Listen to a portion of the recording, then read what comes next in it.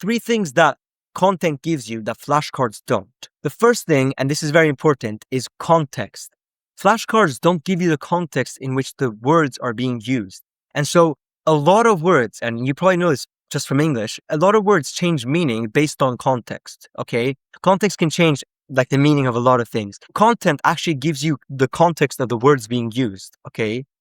And that's something that flashcards can't give you. The second is speed, okay?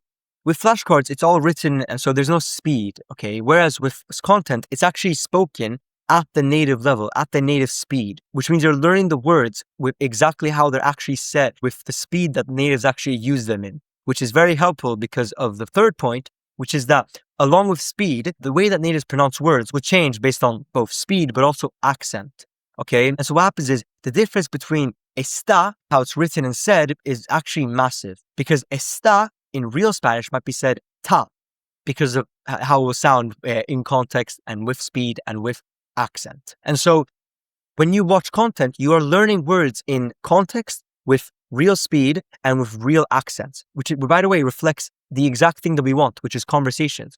Because in conversations, natives will be speaking in context, with speed, with accents. And by the way, if you're just getting started, I highly recommend joining the Speedy Spanish Hub. It's a free community I created with a bunch of free resources and guides to help you start learning Spanish with these methods. And it'll be the first link in the description.